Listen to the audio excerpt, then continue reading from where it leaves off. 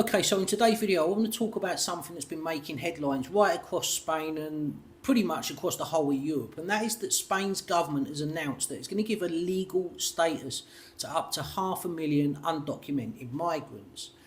Now, some people are saying that this is humane and practical, while others are saying it's dangerous, politically motivated, and just simply reckless. So in this video, I want to break down calmly and fact-based exactly what is happening, who qualifies, why the government says it's doing this, and the strongest arguments for both for and against the decision. So what's actually happening? Well, Spain's government has approved a large-scale regularisation programme that's going to allow roughly 500,000 undocumented migrants already living in Spain to obtain legal residency and work permits. The measure was approved by royal decree and it's expected to take effect of April this year, April 2026. Now, this isn't about new arrivals to the country, it's about people that are already living here, many of whom have been living here for years. So to qualify under the scheme, migrants have to meet a specific criteria. The first one is that they've been living in Spain before the 31st of December 2025 with proof of residence. The second one is that they've got no serious criminal record. They've got to be able to demonstrate that they've been living in the country through things such as padron registration, medical records, utility bills, or even simply money transfers. Another interesting point is that if these undocumented migrants have already got children living in Spain, these will automatically be included into the system as well. So what will the successful applicants get? Well, if they are successful, they will then receive a 1-year residence and work permit, which is valid across the whole of Spain. This will also then allow for pathways into further renewal and regularisation.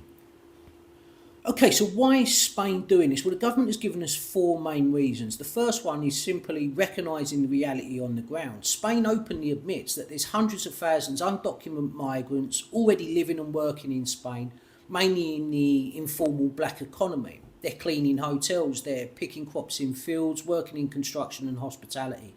And the government's argument is a simple one. They're saying if they're already here living and working, that it's better to legalise that reality. So these people pay taxes, they contribute to social security, and they're not exploited by employers. The second one is human rights and dignity. Supporters of the policy are basically saying this will end any legal limbo. Living undocumented often means that these people are at high risk of exploitation, they've got no legal job protection, there's a great fear of deportation, and they've got limited access to basic services. NGOs, charities and even the Catholic Church argue that regularisation of this policy will allow people to live dignified lives while at the same time protecting their human rights.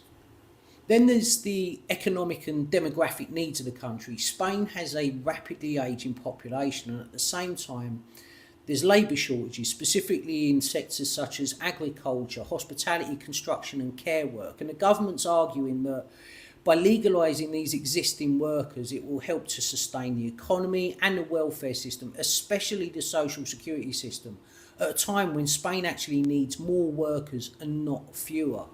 Then there's the political and civil pressure. This policy follows a political agreement between the governing Socialist Party and the left-wing allies. It also stems from huge pressure from civil society, including a popular initiative that was supported by hundreds of thousands of signatures from organisations, unions and even religious groups. Because the government doesn't have a strong parliamentary majority, the measure was approved by an executive decree rather than a full parliamentary law. And that point matters a lot to critics. So what are the arguments for the regularisation? Well, supporters of the policy argue that it's humane because it simply protects people that are already living in Spain. It's economically sensible because these workers will move from the shadow economy into the legal system. It also improves tax revenue and social contributions. It reduces exploitation and informal labour markets. And lastly, it helps social integration. It reduces marginalisation and long-term social tensions. So in short, they see it as pragmatic, realistic and compassionate. Okay, so now let's look at the other side. What are the arguments against the regularisation? Well, critics have raised several serious concerns. The first one is the political process, because opponents to the policy argue that this has been done by a decree and not through a full parliamentary debate. They're saying that a decision of this scale should go through open democratic scrutiny and not just be rushed through simply down to political bargaining. Then there's the pull factor argument. Right-wing and conservative parties argue that mass regularisations is just going to send a clear message that if you arrive illegally in Spain and wait long enough, you will be legalised. And they fear that this is just going to simply encourage more and more undocumented migrants into the country. Then, of course, there's the pressure on public services, because there's concerns about the housing shortage, the healthcare capacity, education systems and local infrastructures. And critics are arguing that if these services don't expand fast enough, then existing residents, including migrants, are really going to feel the strain.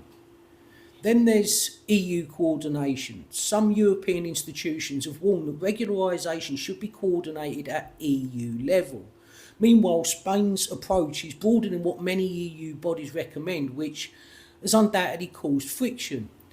And then the fifth one is simply different visions of immigration. At its core, this is more a clash of philosophies. Supporters believe in regularising people that are already living here, while opponents prefer tighter borders, controlled entry and selective legal migration, which ties strictly to the labour needs. So what are the final thoughts on this? Well, I don't think this policy is neither as simple as open borders nor as simple as mass amnesty equals chaos.